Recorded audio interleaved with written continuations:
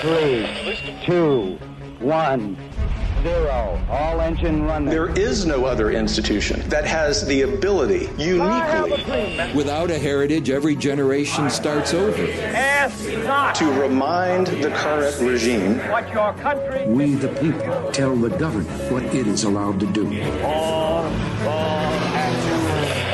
to get back in their box and stay there. Liftoff. We have a liftoff. From the Heritage Foundation, this is Heritage Explains. Imagine that tomorrow, China begins the invasion of Taiwan. Japan, Australia, and the United States come to Taiwan's defense.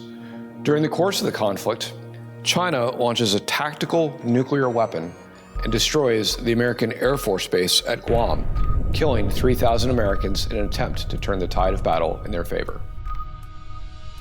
The president wants to respond in kind by targeting a similar Chinese target with our own tactical nuclear weapon. There's only one problem with all this. We probably couldn't do such a mission if we tried.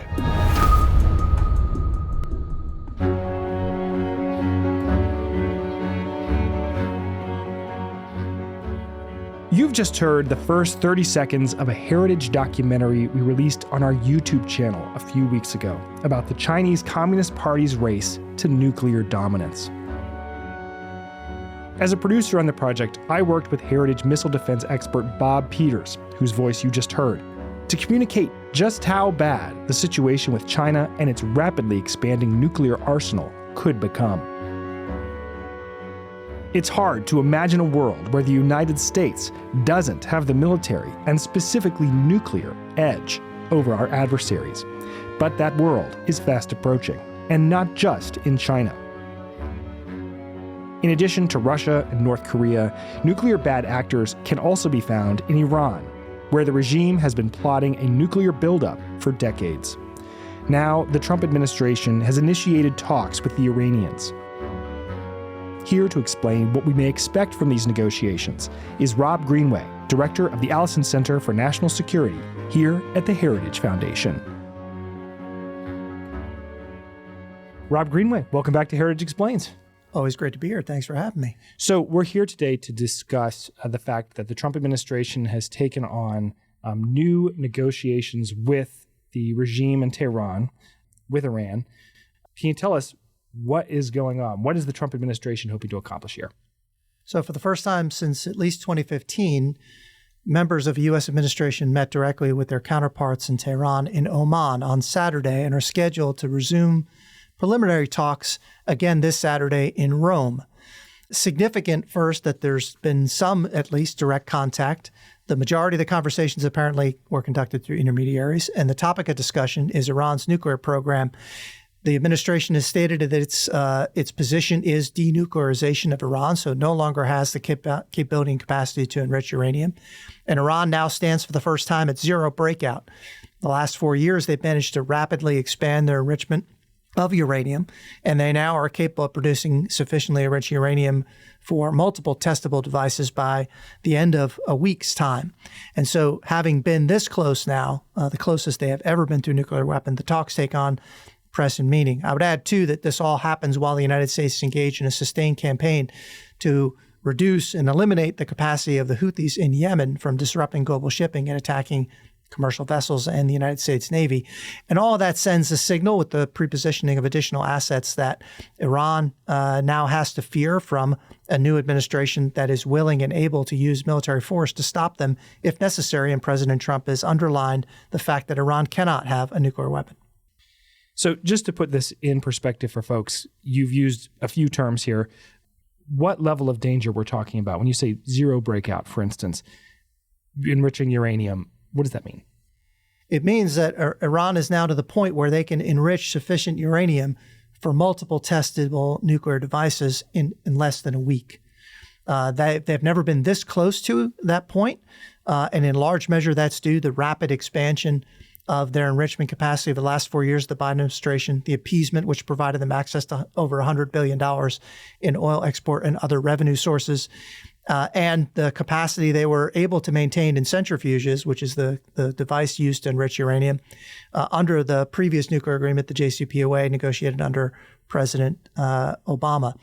And so now they have the capacity to get to the point where they would have a testable nuclear device which would threaten Israel, the United States, our partners and allies, and global energy and markets and trade. A significant interest, which is why President Trump and successive U.S. administrations have stated that Iran can never be allowed to possess a nuclear weapon. So going back to 2015, you mentioned the deal with President Barack Obama at that time. How are these conversations different from what happened back in 2015? Well, we're at the very early stages, and so I suspect that we'll learn more as they go. The positions of both administrations are different, right? President Obama at the time was willing to and allowed Iran to maintain some enrichment capacity, and it would maintain a vast number of centrifuges, which has since been placed in operation. President Obama also deliberately decided not to address the previous military dimensions of Iran's nuclear program at all, the fact that they had an active program to do so. And what they learned, their plans, designs, was never addressed. And also it excluded missile development, that which would carry a nuclear weapon, and regional terrorism, much less suppression of their own people. All those areas were excluded. And so it was a significant compromise. And for that, the United States and other partners and allies dropped all of the economic leverage against Iran, even though we only got a partial, satisfactory, and temporary solution to only one area, and it was incomplete, as we now know. So President Trump has stated that denuclearization is the goal, and in the first administration, we know that he did not want to exclude their missile program nor their regional terrorism. And so presumably that will insert itself into the conversation as well. Now, again, we're in the early stages, but the positions of the two administrations are starkly different. And again, it takes place at the backdrop of the president using military force significantly against an Iranian surrogate and proxy in Yemen. Against that backdrop of the Houthis and other Iranian proxy groups that have been moving, like Hamas and Israel, like Hezbollah, we've seen under the Trump administration more pushback than in the past on Iran. Has all of that movement led to this conversation? Yeah, I think from an Iranian perspective, they understand that this administration is going to and is actively confronting them in the region, that it is willing to use force in ways that the Biden administration, the Obama administration were not. And I think that certainly they understand both the economic and the military reality of a Trump administration necessitates that they enter into some form of negotiation. Now, President Trump was keen to observe in 2015 when the deal was being struck, not only what a horrible deal it was, but he also stated that Iran has never won a war but never lost a negotiation. So he's mindful that they cannot be trusted. He's mindful that they will seek to eat the clock and play for time. And he's mindful that, again, that the individual sent to negotiate may or may not have the authority of the supreme leader, who alone has the ability to make a decision on this matter. So mindful of all of that, I think that serves to, one, understand why Iran has come to the table, but also why we need to be incredibly cautious on how we proceed. Now, during these negotiations, what are the levers that Trump really has at his disposal to pull to get something out of the Iranians? So the first is the economic. The application and enforcement of sanctions brought Iran and the first Trump administration from a point of financial strength, being one of the world's largest oil exporters, to near catastrophic collapse. And in that, they started the first Trump administration with somewhere around $80 billion of accessible foreign exchange reserves, so the cash on hand, essentially. By the time President Trump was done with the maximum economic pressure campaign, those of us in the administration were able to get Iran down to less than $6 billion of accessible foreign exchange reserves, which was less than what Haiti has, for example, and it's a much larger country. And so it was in dire straits, unable to support itself and its surrogates and proxies, terrorist groups across the region, its missile program and its nuclear program. So economic leverage is first and foremost. The second is military. So the United States, Israel, our partners and allies have the capacity and the capability to be able to take a range of action against Iran at will. And recent Israeli strikes against Iran, including their air defense systems and command and control, have demonstrated that this can be done. The United States has even greater capability to do it. So those two are the principal threats that are driving Iran to the negotiating table.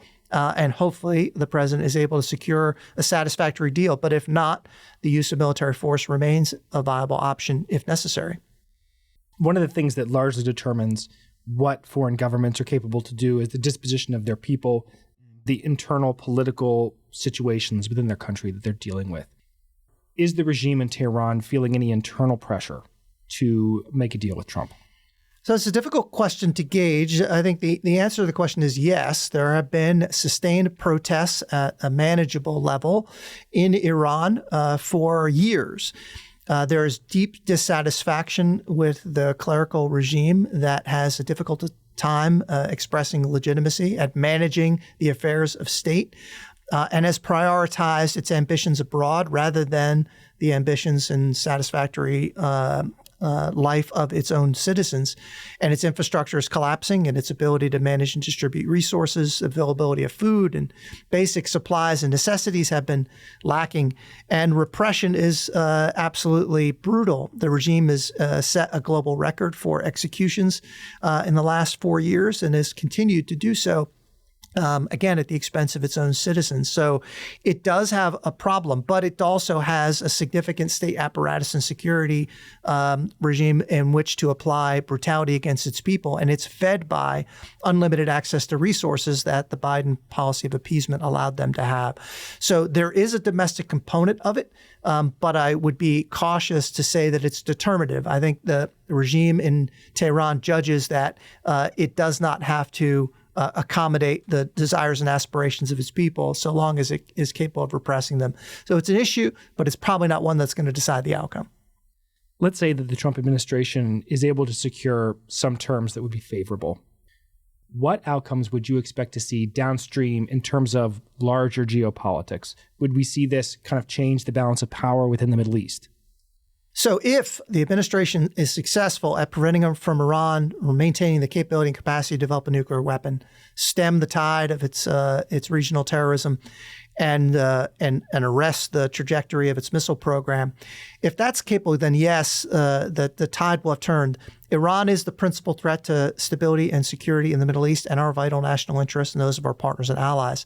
If Iran is no longer capable of doing this, then the balance of power has shifted dramatically, and there would be expanded opportunities for normalization between Israel and the United States and its partners and allies in the region, building on the foundation of President Trump's Abraham Accords. And so it would also send an important message to China, which is a principal purchaser of oil from the region and the world, including Iran. And it would send a message to Russia, with whom Iran enjoys a close relationship as well. And that message would be that you can no longer count on Iran to disrupt global markets and our regional partners and allies in the event of hostilities. And I think that is a strategic interest of the United States. It would also ensure that the United States and its partners has greater control over global energy markets than China and Russia do with Iran. Rob Greenway, thank you very much. My pleasure. Thanks for having me. Thank you to Rob Greenway for his contribution to today's episode. You can find Rob's work on Iran, Ukraine, Israel, and elsewhere at heritage.org, or you can follow him on X at RC_Greenway. In addition, you can find a link to our documentary, Breathtaking: China's Race for Nuclear Dominance, in the show notes. And thank you, as always, to you for listening to Heritage Explains. You can reach out to us with any thoughts, questions, or suggestions at heritageexplains@heritage.org. Take care. We'll see you next week. Heritage Explains is written and produced by Mark Gagne, Lauren Evans, and John Popp.